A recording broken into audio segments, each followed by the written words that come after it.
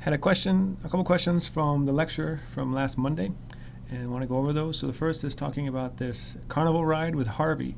So Harvey is riding a carnival ride which consists of a rotating, cylindrically shaped room of radius 8 meters.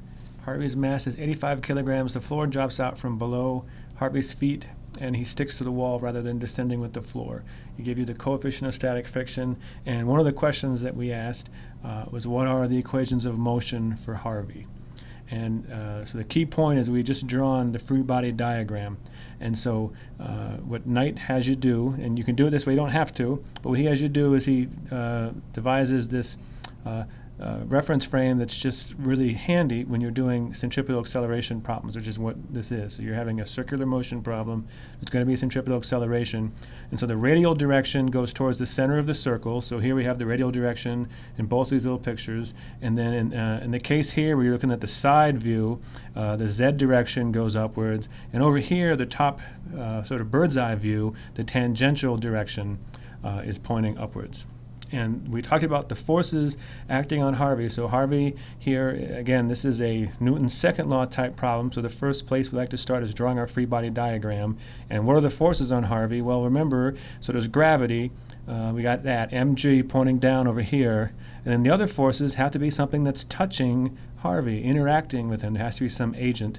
And in this case, the only thing touching him is the wall. And so there's going to be a normal force and a force of static friction. So normal force is here, so it's pressing, this way, pushing on Harvey. Again, normal to the surface. Here's the surface that we're talking about. And the static friction points parallel to the surface. In this case, it's going to point up because it's basically counteracting what the mg is doing. In the bird's eye view, the static friction and the mg are sort of in the direction, the z direction we can't really see, and the normal force points to the center of the circle. And so to develop these equations, we have right here, so if we look at the sum of the forces in the z direction, now those are hopefully going to equal 0. Hopefully Harvey is not accelerating because he's stayed up against the wall. And so if we look at the forces in the z direction, there's a positive static friction, a negative mg, that equals 0. And so we get that the static friction equals mg. That's our first equation of motion. And in the other case, we're looking at the radial direction, and in this case, the radial direction, the forces in the radial direction equal m, the centripetal acceleration. Okay, as we talked about, Harvey, he wants to sort of keep going with some velocity tangent to the circle, and it's this normal force that keeps pressing in on him that makes his velocity direction change and makes him move around in this circle. And that force in this case is the normal force, the only one pointing towards the center of the circle. When you do these problems, hopefully you can find some force that points in towards the center of the circle. So normal force equals, and then of course that would be mv squared over r. But what we need here is just to find what those two are, and we get C. Another question was about the roller coaster one, which also I would direct you to the book. The book has a nice, I think a very nice discussion of this as well. And so here's the roller coaster.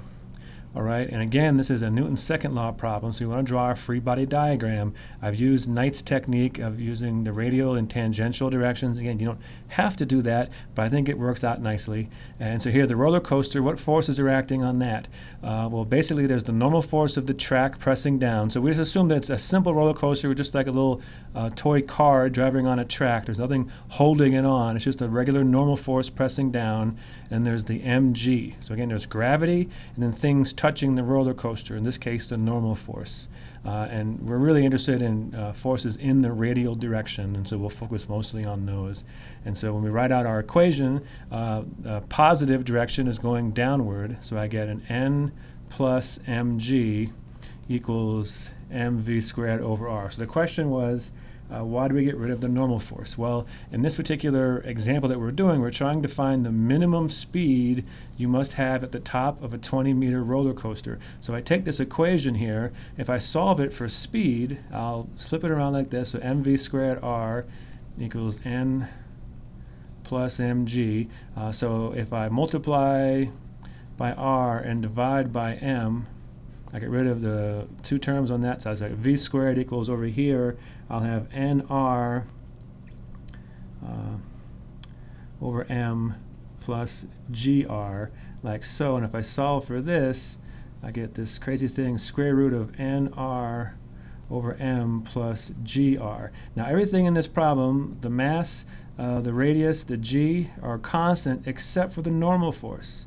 And so you see here that basically in this problem, all right, the velocity depends on the normal force, and it'll be the smallest it can be when the normal force is 0. So that's one way to think about it.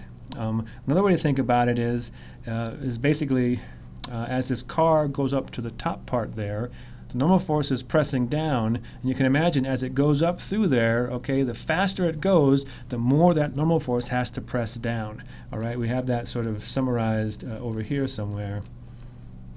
Okay, so as the car comes in really fast, in this example over here, it's coming through really, really fast. It wants to press through the track, and the track pushes down to keep it from doing that. The track is really strong. It can press down, no problem. Here's just the minimum, okay, where gravity is just perfect to keep it in a circular path. And then finally, there's a point where gravity is too strong, and the car essentially becomes a projectile. And that's where the velocity is really tiny.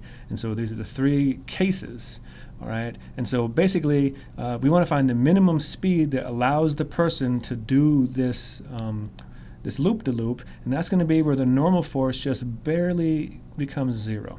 Okay, because after it's 0, that's where you're going to have this case over here where you fall off. And when the normal force is very large, okay, you can have a large velocity, no problem. There's this real special case where basically you're just starting to lose touch of the track, and that's why we got rid of the normal force.